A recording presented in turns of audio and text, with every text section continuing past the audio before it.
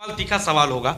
इस बार का जो चुनाव था वो विकास पे लड़ा गया या धर्म पे लड़ा गया या जाति पे लड़ा गया, समीकरण क्या था, आपको क्या समझ में आया? इस बार का वोटिंग जो हुआ वो किस आधार पर? नगर निगम जो स्थान है वो भी एक धर्म स्थल है, विकास का धर्म स्थल है वो जीतने से कोई हरा नहीं सकता था। लोगों ने हर मुमकिन कोशिश की हमको हराने की, मगर फिर भी कोई हमको हरा नहीं सकता था। बस धर्म के नाम पे हराया गया। जिस तरह से इलेक्शन में अपने वोट लेने के लिए, अपने कंपेनिंग के लिए पर्चा बांटते हैं, उसी तरीके से गरीबों का हक के लिए वो पर्चा बांट दें, तो मैं सदा अब वो असली नेता होंगे और उस चुनाव के समय उनको प्रचार करने की जरूरत नहीं होगी। क्या भगवा रंग की बात की गई? कई सारे लोग लिख रहे थे कि भगवा जो है वो आएगा, भगवा आना चाहिए, आप इस पे क्या कहेंगे? ये भगवा रंग और ये हरा रंग आप मस्जिद और मंदिर तक रहने दें। एक रंग जो मेरा है वो मेरा रंग जिसके साए में पूरी हिंदुस्तान सोती है, वो रंग का नाम है तिरंगा। आओ हम सब मिलकर उस तिरंगे को उठाते हैं और उस तिरंगे के साए में हम अपनी सांस लेते हैं, वरना ये तिरंगा अगर झुक गया तो पूरी हिंदुस्तान के सांस रुक जाएंगे। कि आरजू खातून जो है वो अपने आप को ही खुद प्रोजेक्ट कर रही है। कई सारे जो थी महिला प्रत्याशी वो अपने पति को प्रोजेक्ट कर रही थी, ऐसा क्यों? धर्म जब आएगा विकास रुकेगा। है कि कई सारे लोग कह रहे हैं कि आरजू खातून क्या नगर निगम के गेट पे अब दिखेंगे, अगर कुछ गलत हुआ तो क्या वहाँ पे धरना दीजिएगा आप कि घर में बैठे रहिएगा? लोग कह रहे हैं कि धरना देंगे या फिर आरजू खातून अब फिर चुनाव जब आएगा तब फिर लोगों से मिलेगा। इसी बात का गर्व है कि 4500 वार्ड से कहीं से हमें लड्डू नहीं मिला, हर जगह से बर्फी ही मिला है। एजेंडा हो पहला जो एक दो काम जो अभी जो नगर निगम की मेयर बनी है उनको करना चाहिए, आप क्या सजेस्ट करिए? ये अबर पुल से लेके धरहरा तक से लेके और बड़ी चौक से लेके ये सारा रूट जो है ये खराब है, इसके लिए आप क्या सोच रहे हैं? क्या धरना उरना दीजिएगा अगर नहीं बनेगा? अभी भी तो वही स्थिति है। अब आरा की जनता आपसे भी उम्मीद लगा के बैठी है। इस बार वोटिंग किस पे हुई, आपका एनालिसिस क्या कहता हुआ है? हंस के मुस्कुरा के मान रहे हैं लेकिन कि हुआ है। मैं तो आप आ जाते तो क्या मतलब जो हिंदू धर्म हो या जो भी धर्म हो वो डर जाते या आप डरा देते? ये हम डायरेक्ट पूछ रहे हैं।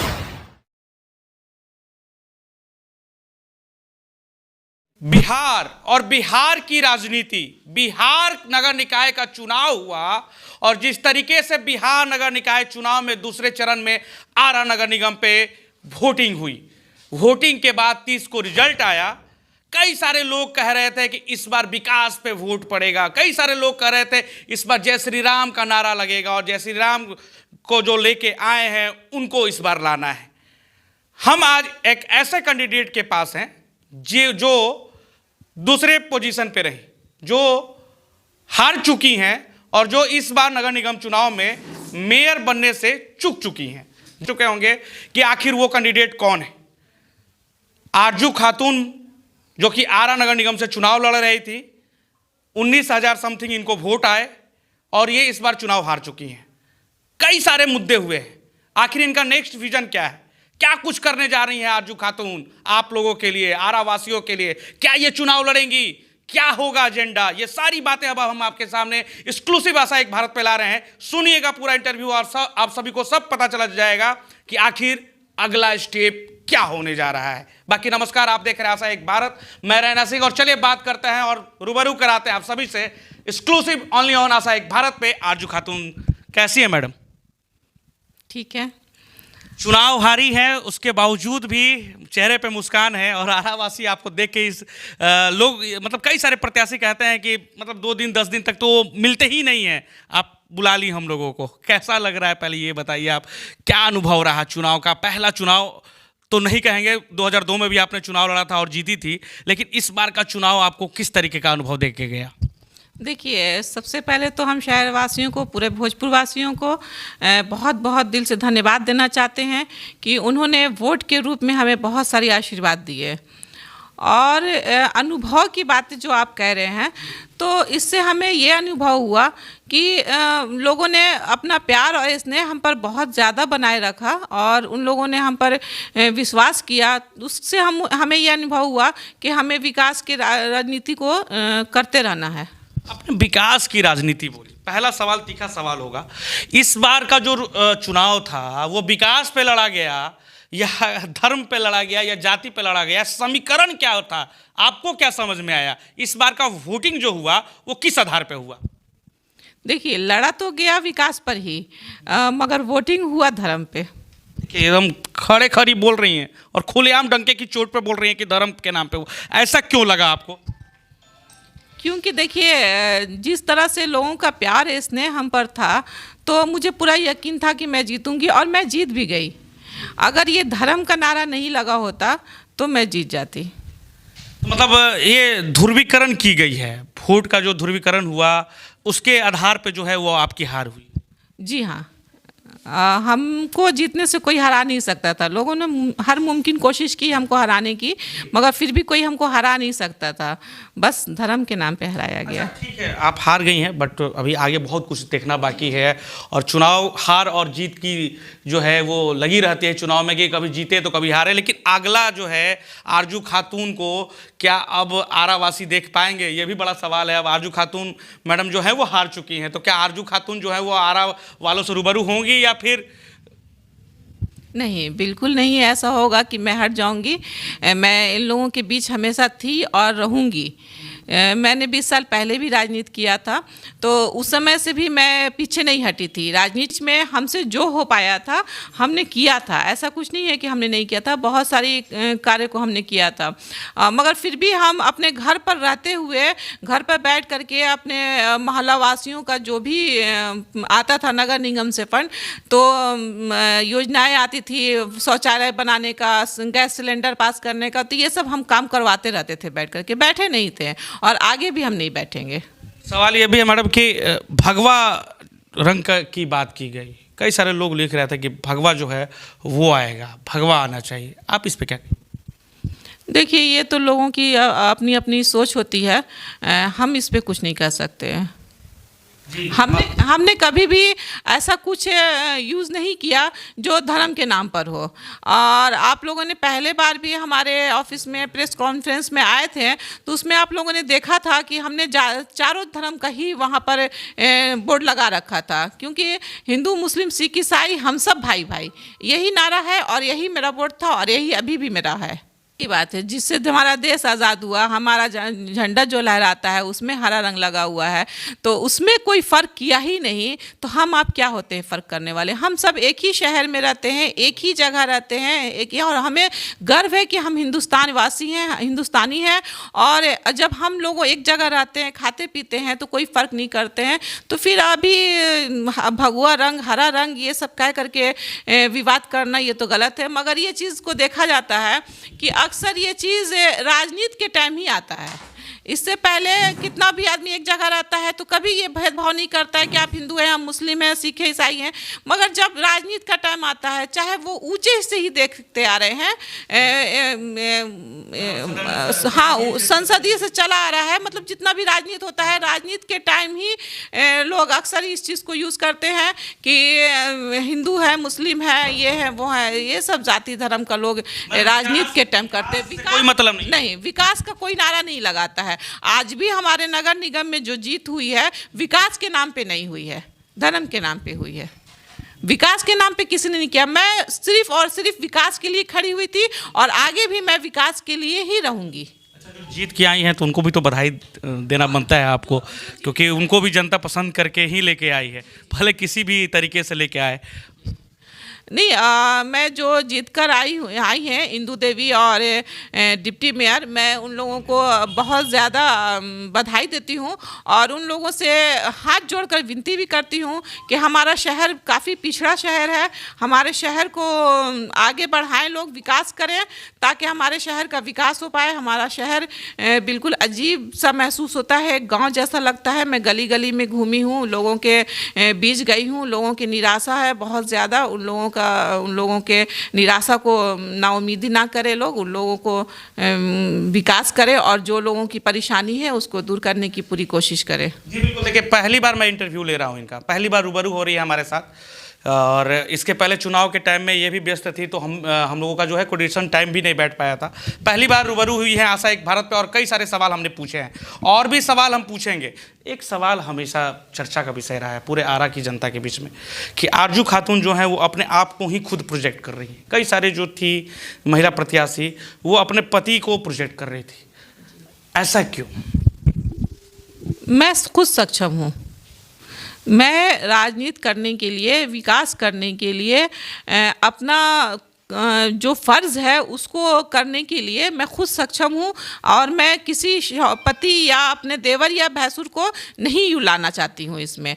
और आप देखे होंगे कि हमारे साथ हमारे बड़े जेठ जी चल रहे थे सिर्फ एक गार्जियन के तौर पर, ना कि वो हमारे साथ थे, क्योंकि इससे पहले जब हम वाइस चेयरमैन थे तो नगर परिषद में कोई भी हमारे साथ नहीं रहता था, हम अकेले ही रहते थे वहाँ पर।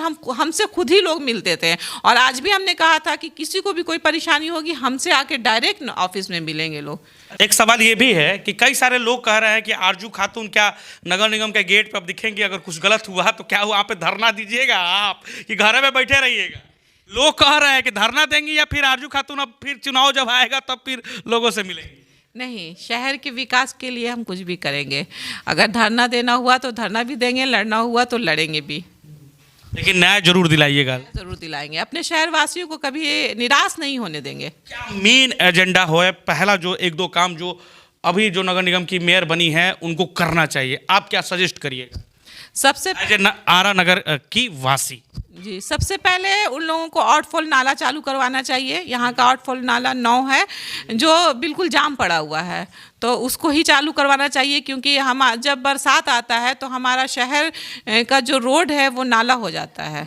तो उन लोगों को पहले इस पर ध्यान देना चाहिए, उसके बाद ट्रैफिक पे ध्यान देना चाहिए और फिर उसके बाद महिलाओं की सुरक्षा के लिए कुछ करना चाहिए। देखिए, हम जब आपके पास इंटरव्यू लेने के लिए आ रहे थे या कई सारे लोगों से जब हमारी बात होती है आरा में, तो वो लोग कहते हैं, ये आरा के लोगों का सवाल है, स्पेशली जो है अबर पुल के साइड के लोगों का सवाल है।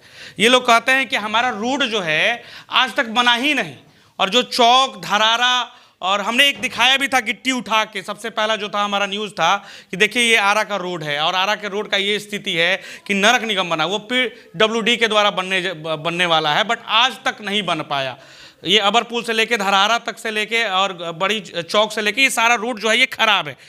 इसके लिए आप क्या सोच रहे हैं? क्या धरना उरना दीजिएगा अगर नहीं बनेगा? अभी भी तो वही स्थिति है। अब आरा की जनता आपसे भी उम्मीद लगा के बैठी है।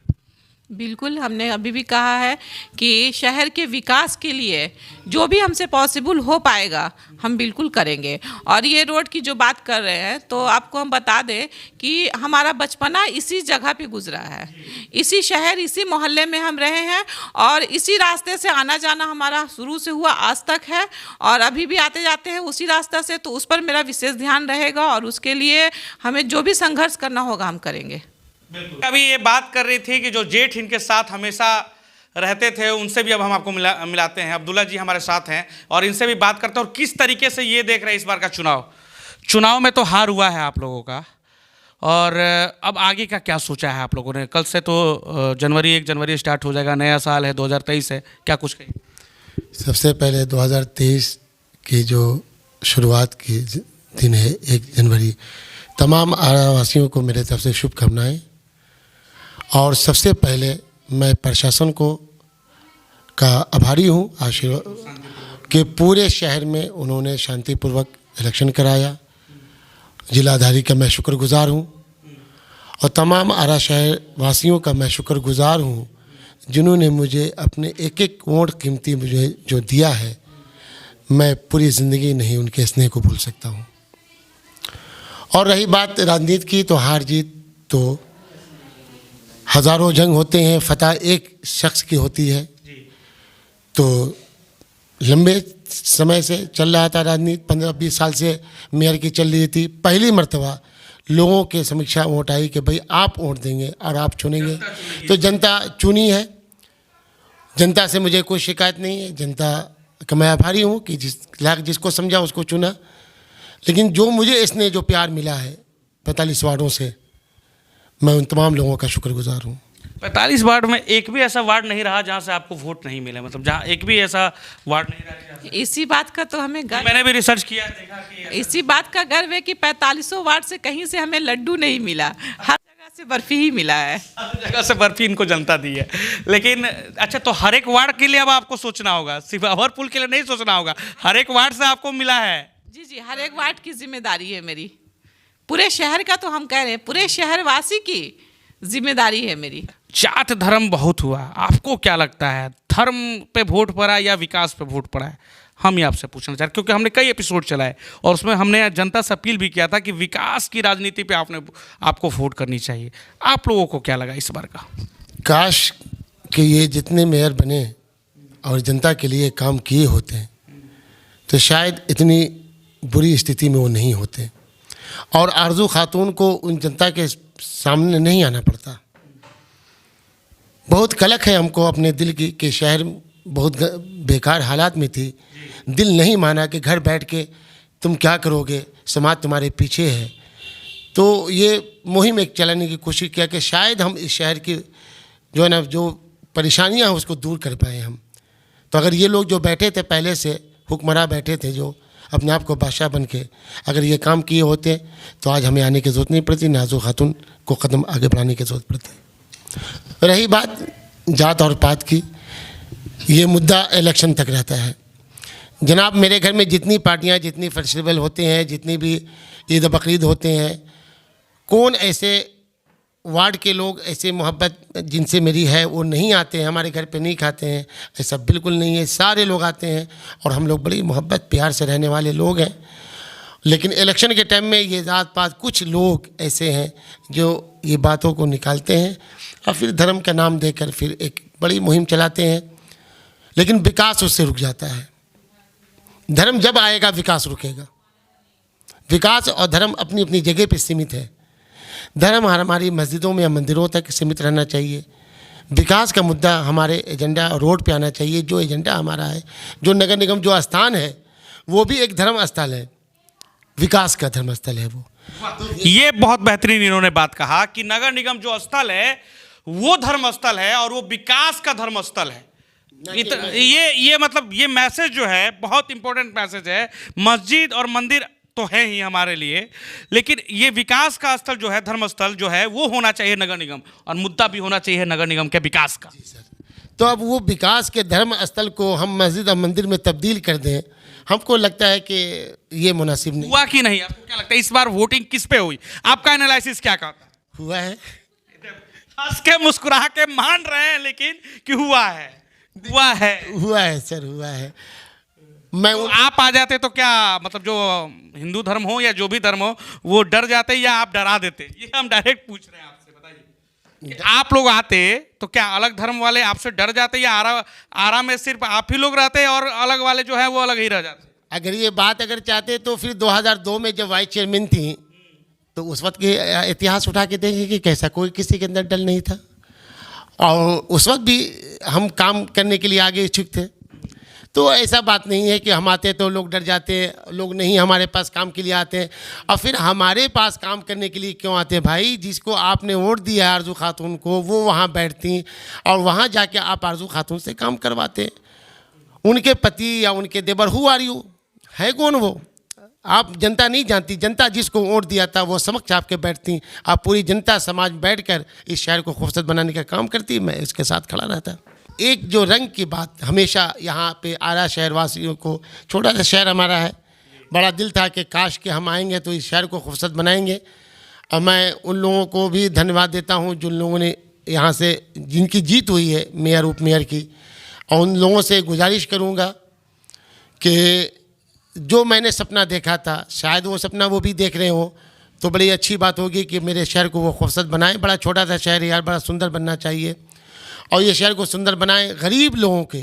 सर मैं कई जगह कंपेनिंग कर रहा था तो मैंने कई जगह संबोधित लोगों को किया, तो लोगों से पूछा कि अच्छा क्या जानते हैं आप कि नगर निगम में फ़ंड कितने हैं, क्या आते हैं? लोगों को पता ही नहीं है। तो लोगों ने कहा कि वो फंड आते हैं, रोड बनते हैं, नाली बनते हैं। लेकिन किसी गरीब को ये पता नहीं है कि जो 5 लाख रुपए के एक कार्ड बनता है, जो स्वास्थ्य जो है ना कार्ड होता है, जो गरीबों के लिए जो उनके इलाज होते हैं वो नगर निगम के अंतर्गत आते हैं।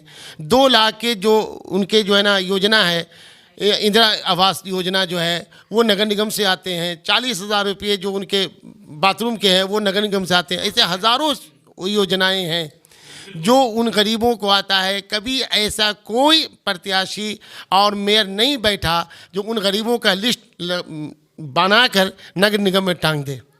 ये ज़रूरी है कि आपका शहरवासी आपको जाने। ये सही मैसेज इन्होंने दिया कि माने ये आप लोग के लिए भी मैसेज है जो मेयर और उप मेयर बन के आई हैं। आप लोग ऐसा लिस्ट तैयार करें, और मैं सवाल पूछूंगा जब भी रूबरू होगा। अभी तक इंदु देवी से हमारा इंटरव्यू नहीं हुआ है, इलेक्शन के पहले भी नहीं हो पाया और अभी तक नहीं हुआ है, लेकिन जब भी मुलाकात होगी और जब भी आपसे बात होगी तो मैंने ये सवाल जरूर मैं आपसे पूछूंगा। और अगर आप ये माध्यम से देख रही हैं तो जरूर इस चीज को करें कि लोगों तक जागरूक फैलाएं कि ये सारी योजनाएं हैं, इसका आप लाभ उठाएं, ताकि लोगों को ये मैसेज जाए। जिस तरीके से पर्चा बंटवाया जाता है इलेक्शन के पहले ये में अखबार के अंदर, उस तरीके से ये भी सर्कुलेट कराया जा सकता है। अगर निगम के मेयर चाहे तो, उप महापौर चाहे तो, क्यों नहीं हो सकता ये सारी चीज़? सर, जो गरीब लोग हैं उनको पता ही नहीं कि वहाँ से क्या मिलता है। ड्यू टू रीज़न क्या है, मैं बता दूं कि भ्रष्टाचार इतनी बढ़ चुकी थी कि जब आप मृत्यु प्रमाण पत्र बनाने जाते हैं, जन्म प्रमाण पत्र बनाने जाते हैं नगर निगम में, उसका भी पैसा ले जाता है, तो उनको इतनी चक्कर लगाना पड़ता है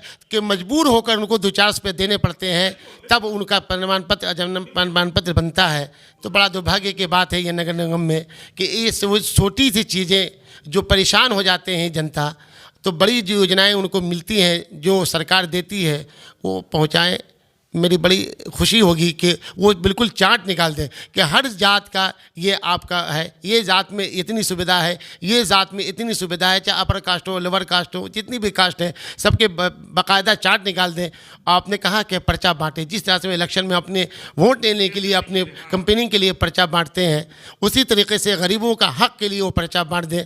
तो मैं सदा, अब वो असली नेता होंगे और उस चुनाव के समय उनको प्रचार करने की जरूरत नहीं होगी क्या? बिल्कुल सर, बिल्कुल। अगर आप काम करते हैं तो आपको बताओ कि कौन ऐसा शख्स है जो आपको हरा दे। बिल्कुल। अगर एक घर में गार्जियन है और पूरे घर को चलाता है, तो बताओ दूसरा गार्जियन को सेलेक्ट कोई करते हैं आप? वो गार्जियन वही रह जाता है पूरी ज़िंदगी। अगर उसकी जगह कोई और चलाता है तो फिर उसको आप तस्लीम करते हैं। तो अगर आप पूरा हक अगर इस नागरिकों को देते हैं तो शायद मुझे नहीं लगता है कि कोई आपका पीछा कर पाए। अच्छा, एक सवाल है, जाते जाते पूछ ले, वीडियो भी लंबा हो गया होगा, कोई नहीं, लोग देखेंगे क्योंकि दिलचस्प बातें जो हैं हुई है और नगर निगम के विकास के एजेंडे पे बातें हुई हैं। भले हारे हुए प्रत्याशी के साथ हैं, लेकिन आरा के बेहतरी के लिए इन्होंने बात किया है, तो इसलिए आप आरा वासी जरूर इस वीडियो को पसंद करेंगे, और पसंद करेंगे तो शेयर भी जरूर करिएगा।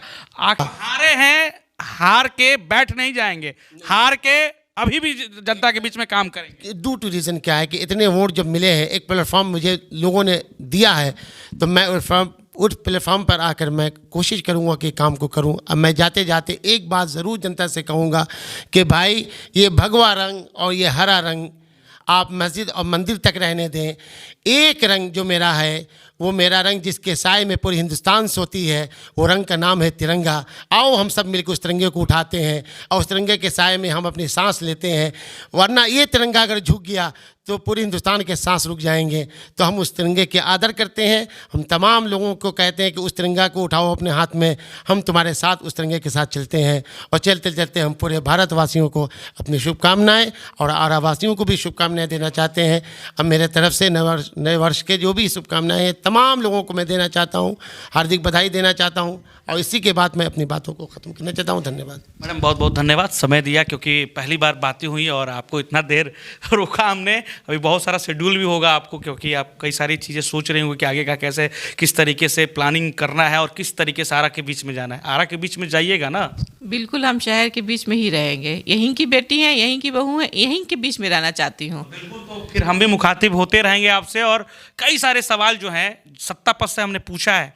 पिछली मेयर भी जब थी रूबी तिवारी, उनसे पर्सनली हमारा बहुत आदर किया मैंने, हमेशा हमारे से बात होती थी, बट जब जनता का सवाल आता था तो हम कड़ा सवाल उनसे पूछा करते थे।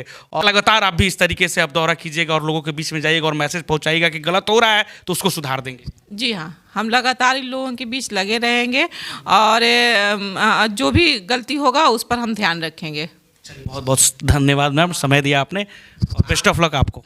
आपके चैनल के माध्यम से मैं अपने पूरे भोजपुर वासियों को और यहाँ के तमाम डीएम, एसपी, डीएसपी और सारे प्रशासन को नए साल की बहुत सारी शुभकामनाएं देना चाहती हूँ। बहुत बहुत खुशियों के साथ बहुत सारी बधाई हो, और सभी का मैं शुक्रगुजार हूँ कि सभी लोगों ने हमारा साथ दिया और बहुत अच्छा से ये चुनाव हुआ। हाँ, जिलाधिकारी का से मैं ये हूँ उनसे कि वो उन लोगों उन्होंने बहुत अच्छा शहर में शांतिपूर्वक से हमारा चुनाव करवाया और कुछ भी ऐसा गड़बड़ नहीं हुआ जैसा लोगों ने सोच रखा था। इसलिए मैं उन लोगों की शुक्रगुजार हूँ और उन लोगों को नए साल की बहुत सारी शुभकामनाएं देती हूँ। धन्यवाद। चलिए, खबर में इतना ही। आप जरूर बताइएगा, पहली बार आशा एक भारत पे आई हैं आरजू खातून, मेयर प्रत्याशी, दूसरे स्थान पे रहीं। 19,000 से भी ज़्यादा लोगों ने इनको प्यार दिया है और 19,000 से ज़्यादा लोगों ने जब इनको प्यार दिया है और हर एक बूथ से इनको प्यार मिला है, इन्होंने कहा कि लड्डू जो है बूथ पे नहीं मिला, मुझे बर्फी दिया है लोगों ने, तो बर्फी की तरह रोड भी होनी चाहिए उस बूथ तक, उस गली तक, ताकि नहीं हो तो फिर मैं उतरूंगी और मैं फिर आऊंगी और फिर दिखाऊंगी कि आरजू खातून आखिर कौन है, आरजू खातून आखिर आरा की बेहतरी के लिए क्या कर सकती हैं। ये सारी बातें इन्होंने रखी है। कहा है इन्होंने कि नए साल की अध्याय जो है अब आरजू खातून आपको दिखाएगी आरा के रोड पे, लोगों के बीच में जाके समस्याओं को जानकर। निगम में भी धरना देंगे, अगर गलती हुई, निगम की गलती हुई तो निगम में भी जाएंगे। अमरपुल का रोड के बारे में भी इन्होंने बताया कि यहाँ से मैं डेली आती और जाती हूँ तो रोड को भी सुधारूंगी, रोड एजेंडा है। साथ ही साथ महिलाओं का प्रायोरिटी इन्होंने दिया है, महिलाओं के लिए सुरक्षा होनी चाहिए। मेयर को समझाया है, इन्होंने बताया है, आग्रह भी किया है कि जो भी मेयर जीत के आई हैं वो इन सारी चीज़ों को ज़रूर से ज़रूर में ध्यान में रखें और इन सारी चीज़ों पे काम करें। अब आपको कैसी लगी ज़रूर बताइएगा। आप लोग क्या चाहते हैं, आरा में क्या विकास होना चाहिए, क्या विकास अछूता है, ज़रूर ये सारी बातें रखिएगा। अभी के लिए इतना ही, शुक्रिया। इतने समय तक आप सभी बने रहे हमारे इस वीडियो पे। अगर ये वीडियो पसंद आए, इनकी राय खासकर पसंद आए, इन्होंने कई सारी बातें रखी जो कि हिंदू मुस्लिम सिख ईसाई की एकजुटता की मिसाल देती है। और सबसे बड़ा बात है कि झंडा जो है वो झुकना नहीं चाहिए। भारत माता जो है, भारत का झंडा जो है वो हमेशा लहराता रहना चाहिए ताकि हम सभी के बीच में सौहार्द जो है वो बना रहे। जय हिंद, जय बिहार। मैं रैना सिंह आपके लिए, आरा भोजपुर, बिहार।